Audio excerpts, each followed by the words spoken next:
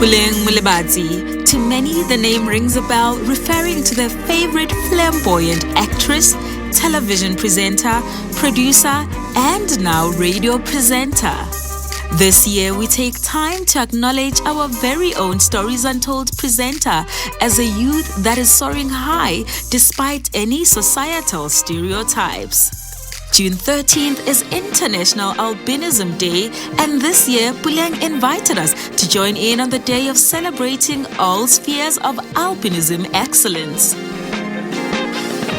Welcome to the show is from myself, Puleng Molebatsi, right here in Johannesburg, South Africa, to you, the rest of the world. Welcome to it. We are making history. It's the first of its kind global online concert. Isn't that exciting? Absolutely. So today we are at my house. This is just now a few hours before we go live on YouTube with the International Albinism Awareness Day concert, which is a global event. So I have just done most of the preparation yesterday with having my first meeting with the organizers. It was very interesting because most of them were in the US, Canada, and Europe, and then just sitting listening to different accents and myself in there. I was like, my goodness, the world is becoming so united. So and then I got a little bit nervous because I'm like, shoo, okay, so this is like speaking to the world. So in a few hours, I'm gonna go live on YouTube with the first global International Albinism Awareness Day concert. Puleng has not been shy to shine her light and has since been recognized for the Premier's Awards back in 2019. I got an award last year, which I'm really grateful for, and I know it's a big privilege to be recognized on that level of provincial level by the Premier. But I think there's still a lot of growth. We can grow. It's not a bad thing, it's a good thing, but we should allow room to grow. If you are dealing with issues of disability and you're dealing with issues of the marginalized groups and you're talking about inclusion, you need to start and incorporate the marginalized communities into what we call mainstream. So yes, it's okay to hold awards for people with albinism or people with disabilities. It's great, but why must they have their own awards? When are we ever going to have an award ceremony? And that's the change that we need to start moving towards. And her body of work in media has allowed her to speak for the voiceless. I still struggle with, do people see me? Do people understand me? Do people even care to see and understand me? And maybe the next level of that I should aspire to is saying, fine, if you're not going to give me a seat at the table, I'll create my own table. But does it mean now I neglect the opportunities that come? Do I say no to an award that says it's for people with disabilities? Do I say no to that because I need to live what I believe or practice my beliefs? That's something that I'm currently trying to establish and find a conclusion. So far, I don't know the right way of going about it, and I don't want to now say I don't take it seriously. I do. And the reason why I do what I do is because I take what I come from, who I represent, very seriously. But is that all there is to representation?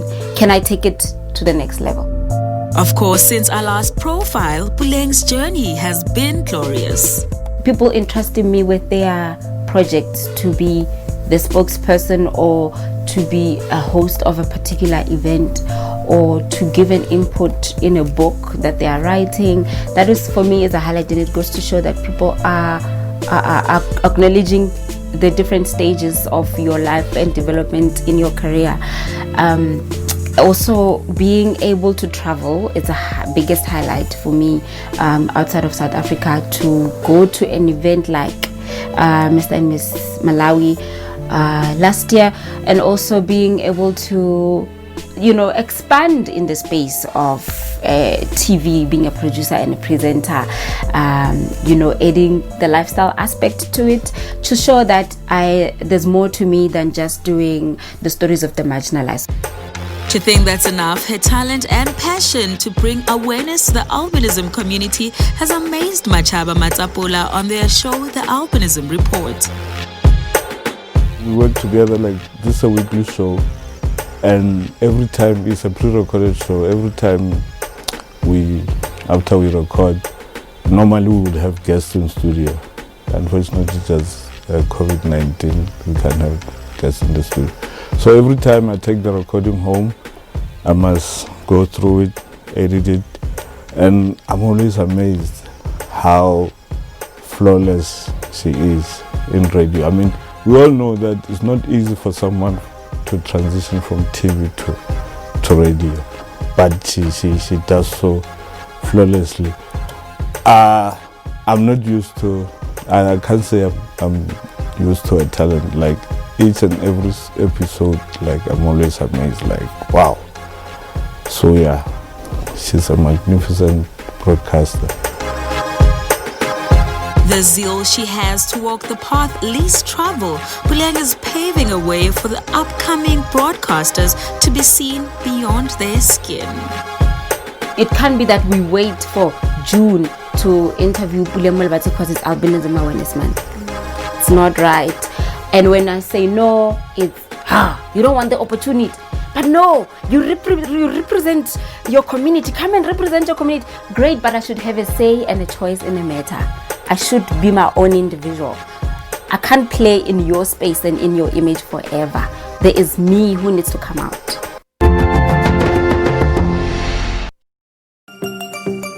South Africa is celebrating Youth Month concurrently with International Albinism Month. And as stories untold, we celebrate both with sheer confidence. Let's catch up with our very own Puleng Molebatsi on her extended journey on Channel Africa. Since the last time we did a profile on my journey, on the personal and the professional side, I have been able to work in both radio and TV, and I've been with this show, Stories Untold, even before and even when we did the profile on myself.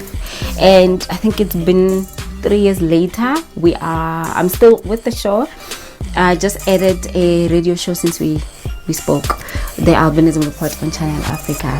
A big transition from TV to radio uplifts and gives a platform to the albinism community. Being a speciality show, it has really introduced me to people with different experiences and taught me a lot about Africa and different backgrounds in the albinism community. Also the things that I didn't know about albinism, but not the scientific part. Mataba says working with Puleng was predestined. I met Puleng around 2016 when after I approached Channel Africa about doing the show about albinism.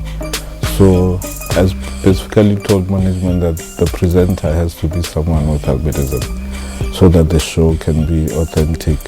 Luckily, the manager Bralungi Daweti, who's late now, God bless his soul, I knew about Puleng because he also works at TV side. So they approached Puleng, we had a meeting, and the rest is history. Now we make a good team. 140 episodes later. More than anything, Puleng says the radio show has brought more light to the vast talented individuals that seek more platforms. The radio show has kind of like helped or opened up or avenues to have various discussions. I mean, having been on the show for close to 3 years, this year will be like a full 3rd year. We have plenty of airtime or episodes to discuss different topics.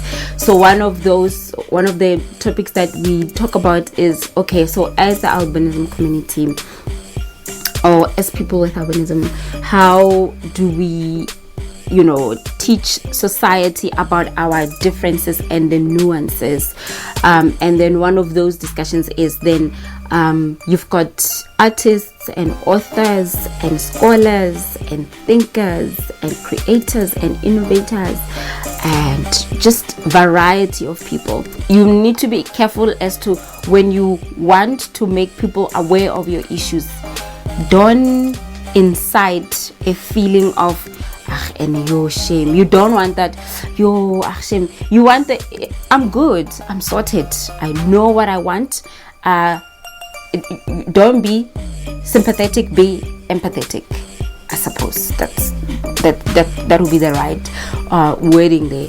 So I think our producer mentioned that he's also just been able to work with different people, artists, and artists specifically in his own magazine. So I think the minute you spend a lot of time within the community, or if you follow these stories, like if you were to follow the 2017 profile and you follow what's going on now in my life, you would know that but there's a lot going on, that we probably haven't had the opportunity to know. And it's okay because there aren't many platforms, but with the platforms that we get, one tries to be as articulate as possible and share as much as possible. Reaching throughout the African continent, Mataba makes sure that as a producer, he is updated with the latest albinism report first. Through the show, we got to meet so many organizations from different countries in the African continent that are, also trying to share the enlightened narrative. Enlightened narrative, that's our slogan. So, but at the same time, we still get people that, are stuck in those beliefs. Through our page, our Facebook page, the Albinism Report, sometimes we get strange messages of people saying, I'm looking for a wife with albinism. Can you guys hook me up? Stuff like that we ignore because we focus on sharing the Latin narrative. Puleng shares some of the knowledge she gets from each show. In terms of backgrounds that I had to learn through the radio show. So in terms of politics, I've had to discover while I do the radio show. And in terms of just greatness that is within the African continent when it comes to people with albinism, I've had to learn or discover while doing the show. So it's been a very educational journey for me. The phrase knowledge is power is often attributed to Francis Bacon, but today we acknowledge the power within our very own shining star, Puleng Molebatsi.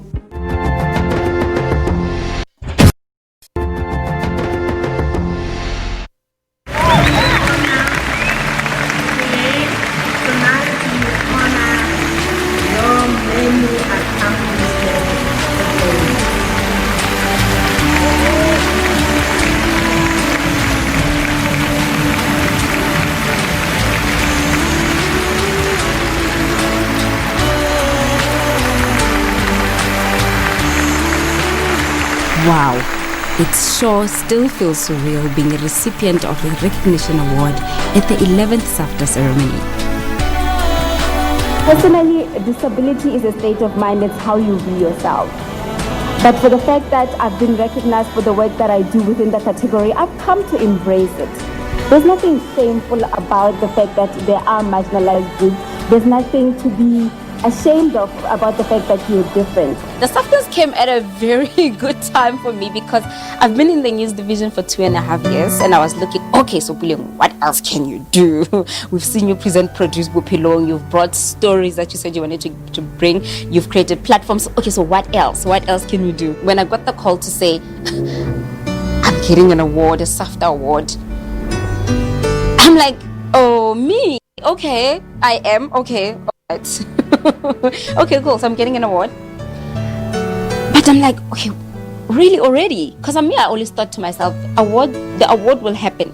But by then, I'll probably be like in my late 50s. And the recognition award, I'm grateful I received it this year, because it will give me an opportunity to speak about issues that I wouldn't have been able to get the platform to address. My vision is long term. I'm not thinking right now or at the moment. I'm thinking long run, long term. When I'm done, when I'm pursuing something else, can I leave space for other people to pursue careers that I wanted to pursue, to walk on the same in the same footprints as myself, and to start really initiating the conversation about disability, marginalized groups, being a person with albinism in general in Africa, and how the rest of the world views it. The way I see myself is simple. Nothing that the status quo say about me is true. I'm not in a box. I'm larger, bigger than a box. You can't box me. I'm not my shortcomings. I'm not my short-sightedness, my light-skinnedness, my inability to articulate English in a certain way. I'm not that. That does not define me. What we've done from there to today, sitting here talking about my journey, it just goes to show that there's so much to do. I come home every night and I'm excited. I'm like, I can't wait for tomorrow to do something new and explore and grow. I am more than just the lack of melanin in my skin. It's amazing how God works, and it's amazing how vision and determination and not being scared to work hard can do for you. Don't fear you just how hard you can work. Hello. Hey, Len. Hey. As much as I'm more of an actress and I wanted to do theater and act and go to Days of Our Lives one day and be a soap star, which will happen, at the moment I'm really happy with where I am. The news division has given me a voice. I don't speak for myself only. I've learned not to just speak for myself. There's so many people that are experiencing the same problems that I'm experiencing. Although people approach me and say, just speak for your own experiences. What is like being a lady living with albinism? I will speak for myself, but I can contextualize in a way that when someone is watching from other countries in Africa can identify, and they can feel like, okay, well, I didn't get the platform to be on that show, but thank you, Puleng, for sharing. So that's why I get approached to do motivational speaking, especially the month of August. I get to speak a lot to women from different walks of life. They don't have to be people with albinism fela. It's every other woman who is on a path to discover themselves. And sometimes you need that motivation to just, to have the boost that you're looking for. I don't speak to liberate myself alone, but I do it for others like me. I do advocate and I do campaigns when I get a chance, especially with what's happening in Africa with the mutilation and kidnappings of people with albinism. At the moment, we are working to do a show with Channel Africa, which is a great platform to speak to other countries about how people with albinism are being treated in small villages across Africa, being killed, kidnapped, and mutilated. Coming to Johannesburg was a pivotal step to making my dreams come true. My move from Tabanchu was in 2007 when I started my first year at Wits. I literally finished matric 2006, moved to Joburg to start first year at Wits 2007. When I came to Wits, that's when I really got to know who Puleng was. A lot of people were interested to see because they wanted to find out more about me. So this girl, where does she come from? What can she do? Is she talented? She likes to talk too much. What does she like? What's the type of music she listens to? How come she's not shy? Wap up.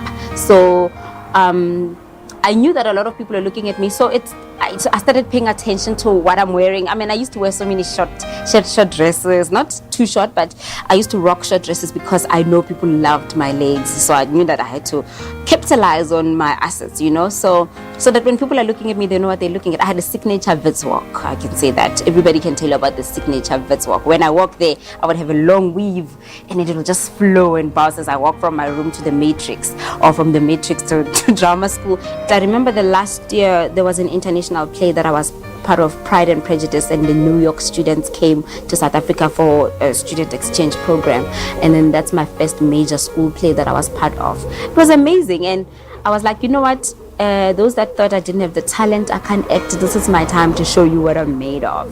Drama school for me was when I really got to find myself. Hey! Huh?